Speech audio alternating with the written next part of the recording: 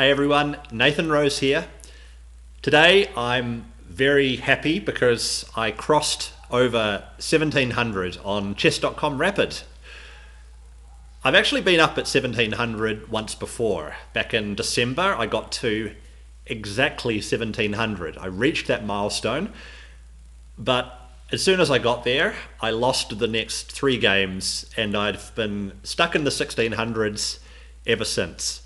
So I've been slowly grinding my way back up to 1700 and today I passed it again and then I won my first game after crossing 1700. So I thought now would be a good time to provide some reflections on what's got me to that point, which I think will be helpful for you guys as well if you're striving to get to that milestone, or if you're past that milestone. It could be fun to look back on what the difference is between a 1600 player and a 1700 player.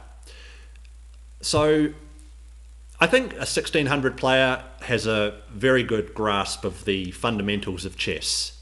They know all about developing their pieces. They can create structures which are not too different from a 1700 player out of the opening. But I would say that 1700 players understand their openings a bit better than 1600s do. Now this comes not just from my own experience, but it's from playing against lots of opponents. When I see someone who's got a rating above 1700, I know that I can expect that they're going to understand the opening a bit better than a 1600 player will. Like a 1600 player is playing their moves much more on a move-by-move basis, whereas 1700s have got a better plan about what they're doing out of the opening and into the middle game as well. 1600s can spot simple tactics, like they're not missing things like forks and pins and skewers and discovered attacks very often, and this is how they can beat players who are lower rated, right? Like when a 1600 player comes up against let's say a 1000 or a 1200, the 1600 is going to win because they've got better tactical awareness and they can just use these quite straightforward tactics to win material and win the game. I will say that 1700s almost never miss these tactics. So there's a difference between very seldom and almost never, right? 1700s are not going to fall for the cheap tactics as often. Or they might, if they're in time trouble especially, it can still happen. But 1700s are operating on a different level of tactical awareness, I would say. The other thing I think about 1700s is that they're more tenacious, that they are not going to give up just because they've fallen behind in the game. Now 1600s will try to not give up, they'll try to keep fighting on, but I do notice that 1700s are better at that skill. They know how to create complications, how to create threats even when they're down in material or they have a dynamic disadvantage. 1700s are just creating more complications, and I know this because the game that I just finished playing, like I mentioned that I won my first game after reaching 1700, I was the one in this position. I was behind in material. I was actually down an entire rook because of my 1600 opponent had played well and had found a tactic to win material, but I was able to push some pawns, make him panic. He got down to a moment where he had very little time on the clock, and I found a tactic that managed to win the game even though I was losing. And this is very common, I think, at the 1700 level. You really have to earn your victories over these players. Now, I also wanted in this video to provide some insight into what's got me to this point.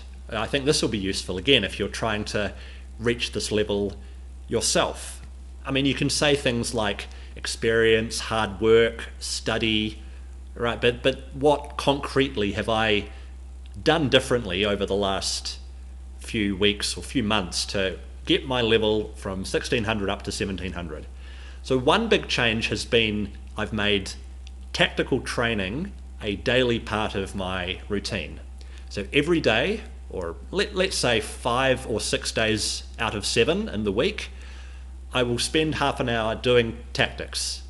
Now you can get these for free on platforms like chess.com or Lichess, or you can do them in tactical training books. But I think the important thing is to expose yourself to tactics where you are sitting down with a position and solving the tactic on a regular basis every day. Like before I started this journey of improvement, I was not doing that. I was just playing lots, and of course that's okay, but getting your tactical skills up there is going to increase your rating, or at least in my case it definitely did.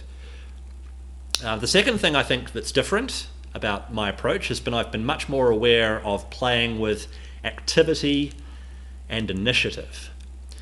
So rather than reacting to my opponent's moves or just playing moves which look good based on rules of thumb, I'm always looking for the most active move. So even if I'm defending, how can I defend actively? How can I get my pieces into better positions so that I can have the chance to regain the initiative if I don't have it already? Or if I do have the initiative, how can I press that advantage home?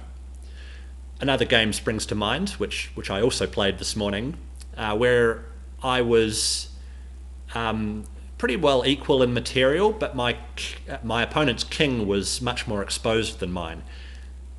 Now, my opponent had some threats of his own. I had some back rank trouble. Both of us still had their queens on the board, and it would be very easy, I think, in a situation like that to try and keep control of the position, like go defensive. Just make sure that your opponent doesn't create a mating attack of his own, which of course you need to think about. But in this position, I was actually able to finish the game off with active moves, with checks, with forcing moves. So this is another thing which I think has been a feature of my evolution from a 1600 player to a 1700 player, playing with more activity. And finally, the last thing I want to say about what's caused this improvement has been better awareness of my opponent's plans. This is actually a weakness of mine, at least it was, and I think it still is, if I'm being completely honest with myself. I have difficulty understanding my opponent's immediate threats, so what they're going to do in the next 1 or 2 moves, like an awareness of their tactics, but also an awareness of what they are trying to do. But even though I still feel like it's a weakness for my level, I've improved on it a lot. I'm always asking myself this question now, rather than being caught up in my own plans. I mean, I've got to have my own plans, of course, but I've also got to be thinking about my opponent's plans. And yeah, I think on this journey from 1600 to 1700, I am better at that than I was before. A really useful tip that I heard from a book actually was that you can use your own time to think about your plans and what moves you should play and on the next move, and what your plans can be, but to use your opponent's time, so when your opponent's clock is running and it's their move, to think about what their plans are. It's easy to become lazy and not think too much when it's not your move, but I think it's really valuable to use all the time you've got. So when your opponent's clock is running, don't stop thinking. It's a good time when there's nothing concrete to calculate, which often the case. You don't know what your opponent's next move is going to be. So switch your mindset into thinking about long-term plans and what you think your opponent might be up to. So look, I hope you found that useful if you're trying to improve your own rating.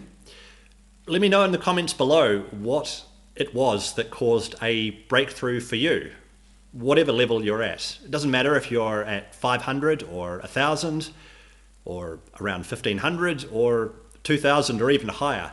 What did you find caused you to get yourself to the next level? I'd be really interested to know. Because now it's the road to 1,800. It starts now. I want to solidify myself in the 1700s and keep on improving. And I'm excited to find out what I discover next, which will help me get to the next 100-point barrier. Please subscribe to the channel for more updates, more videos, and bye for now.